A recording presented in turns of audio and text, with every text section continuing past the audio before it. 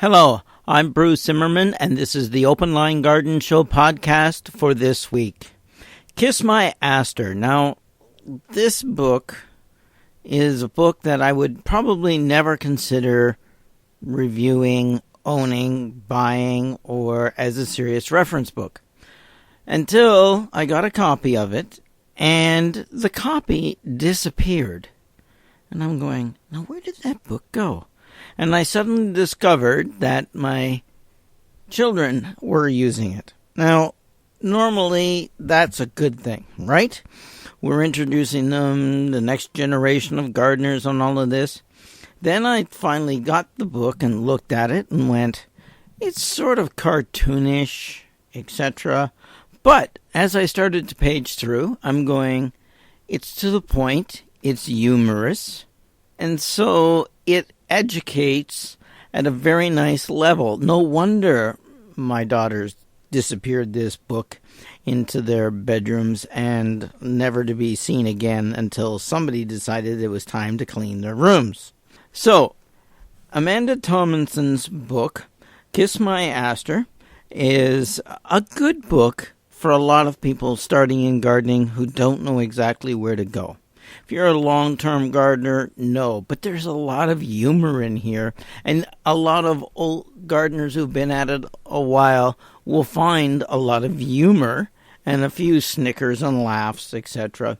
Because as gardeners, we do sometimes break a few rules. No, Bruce, you wouldn't do that, would you? Of course I would.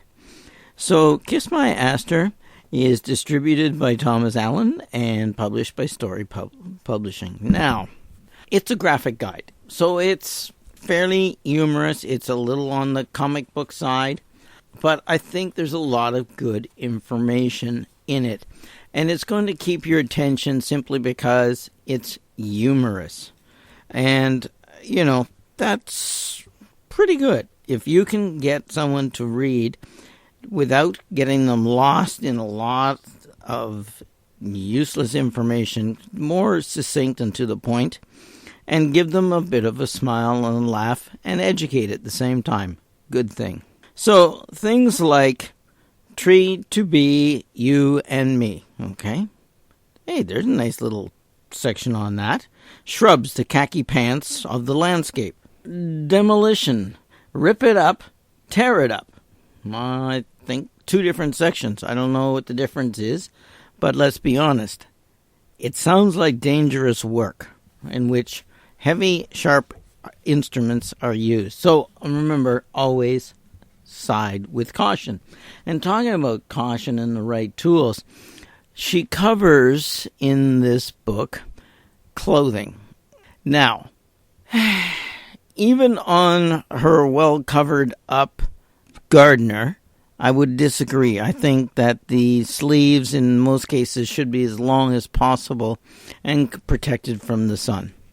I mean, let's be honest, as gardeners, we don't want to look like wrinkled prunes by the time we're 35 or 40, and we certainly don't want skin cancer. So covering up, wearing the proper clothing is a good idea. The recommended clothing for Kiss My Aster book for weeding is a martini in one hand, a mini skirt, flip-flops, and lipstick. No. Okay? First of all, that's not a good idea unless you're the supervisor and everyone else is doing the weeding and you're the bartender. Well, then maybe you shouldn't be drinking either because you're supposed to be supervising. But if you've got the proper shoes, coveralls, top, big broad-rimmed hat, and of course the correct tools and gloves, then you're set to garden. Then in this book, there are a lot of other areas that I think are funny, okay? There's a section on hedge funds, and no, we've got nothing to do with hedge funds. It's all about hedges. What neighbors? I like that. Okay. Anti-social climbers. Okay. As opposed to social climbers. You'll find that this type of humor goes all the way through the book. And in the section, Oh Pretty, there is a section called Your A is Grass. I'll let you fill the blank. So, Forever Yours, perennials. I can see that. If you want to B&B or not to B&B. Okay? There's subtle humor there. And this goes throughout the book. And I was starting to take it even more seriously simply because of it. Now, there's a page in here called Bad Landscaping Bingo. Now, this is just humor. It's not really a bingo card, but it's laid out like one. And these are the things to avoid when you're landscaping. These are bad things. Okay, white rock mulch. A lawn that's more than 25% weeds. Now, wait a minute. I would disagree with this one. I think 5% is way too much. 25% weeds, I'm looking like it's the park behind my house. Vines that are taking over. Don't forget to water. Welcome to the dead zone. Guess what? Yeah. A statue of a little boy peeing. How many times have I seen that? Too much mulch. An old toilet or anything like that in your front yard, backyard, or anywhere in your landscaping. Tree faces. Now, these are usually carved from wood, okay? And sometimes they're okay, but they're sometimes well overused. A gas grill that's bigger than your car. Dead giveaway, okay? Deer that have basically shorn down everything in your garden and its stubs, okay? Giant boulder in the front yard. How many times have we seen this one for no apparent reason? Spots where animals have defecated on your lawn and nothing done about it. Dyed red mulch. Okay, more cement or hard materials than living stuff. Boy, now there's one I really agree with. I'll take one of everything look. I have a tendency to be a little like this because I garden so that I can answer garden questions. Therefore, sometimes I tuck things in, etc. So you sometimes get that hodgepodge look, okay? But then when I am seriously landscaping, dividing, multiplying, etc., putting in drifts, then it all works. Empty pots. This only happens at the end of the season and they're in the storage area. Okay? Fake deer. How many times have I seen that one? More than 2 topiaries. I would like to do this one. But then I've got a Nessie that goes across my front lawn. Now the Loch Ness Monster has got a nice garden hat on. In fact, my old garden hat. But Christmas time it gets Santa Claus hat. Now, if I were to put an 11-foot topiary giraffe in the front yard eating my meadow sequoia, my daughters would be thrilled. They couldn't care less. Okay, whether it's good landscaping or not, they think this would be absolutely fantastic. And, of course, they're the ones that sold the book and read this, and they're going, nah, don't worry about it, Dad. We'd rather have the giraffe. Boxes piled up on things that either you haven't got to, etc. Bad sign, okay? No privacy from nosy neighbors. Oh, yeah. One of the reasons I picked my house is I have half the neighbors that most people have simply because there's a park behind me. Old tires to make planters. Bad news. Environmentally and health-wise. Okay? Bad. How many times have we seen this? Big trees too close to the house. Military-style pruning. Okay, that one. Oh, yeah. The plastic and play area in plain sight. Now, this sometimes works with little children, but that you have to keep an eye on them from the patio or whatever area that you're going to be sitting in. But, let's be honest, who really wants to look at it? So, you pick and choose your battles here, and whether it's you have to watch the kids that closely, or whether or not you should sort of hide that up. And, of course, as the kids get older, the garden evolves and it changes, and it could be made gone and changed into something more valuable, like more vegetable garden.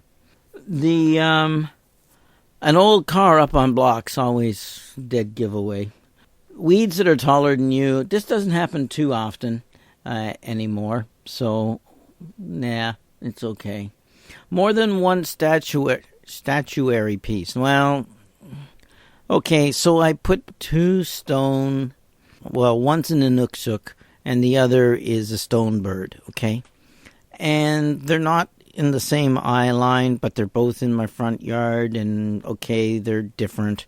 My Pukeko stone bird and my Inukshuk, okay, they look fine. And of course, they're not glued together. They are freestanding on their own, as they're supposed to be. So, did I bend the rules or did I break it? I don't know. You decide. And the number one, and the point that my wife just loves to tease me about, is that she wants to give me for Christmas every year, gnomes. Gnomes. And I hate gnomes, okay? I've always hated gnomes, okay? Not going to happen in my garden. Of course, I said that, too, about the Greek pillar that suddenly appeared in my garden 25 years ago. Oh, well, it was a good deal. It only cost me $1. Sometimes good deals are not. And when you're scavenging, and there is a section in this book on scavenging, you just never know. But you need to go and look and be selective. And I am one of those people, okay? So, next time somebody throws out some beautiful wrought iron pieces that they don't want anymore, you can almost be certain in my neighborhood, it's in my backyard. Yep, okay? Cleaned up, painted. The gold fleur-de-lis are now gold. And the black wrought iron is wrought iron. And they make lovely trellises. And they match, too. Every one of them. So, yeah, it can be done. Or turned into cages to hold clematis and other climbing vines. Yeah. So, it can work. So, do scavenge. And the prices seems to always be right as well.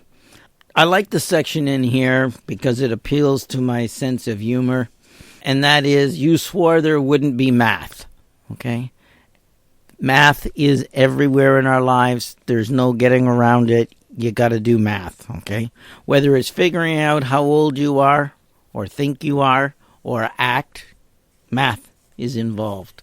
So math is involved in gardening, so there's a section on math, right? I like this one. How to spot a phony landscape architect. I'm going to leave this one to you so that you don't, it doesn't ruin the humor in this. But let me say this about that. I don't run across too many of these anymore, but then look who I am, and therefore I think they avoid me. Like I think they cross the street not to see me. We talked about the clothing. It's in here. Okay? So, if you want a good book that's easy to read, keeps you more or less on track, allows you to be flexible to make the garden your own, and at the same time gives you in a little smile, a little laugh, then this is the book for you. And it is, of course, the book Kiss My Aster, a graphic guide to creating a fantastic yard totally tailored to you.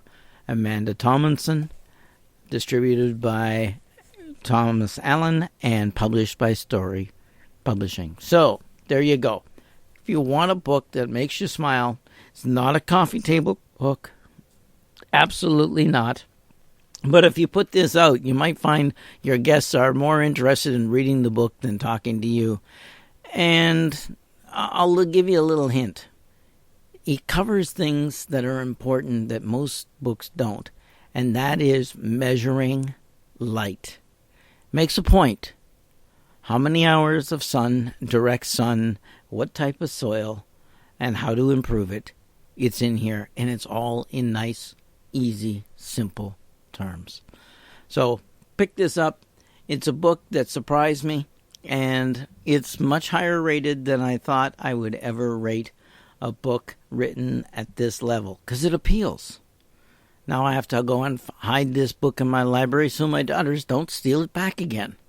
And this is why this book, which was published in 2012, I just found it now.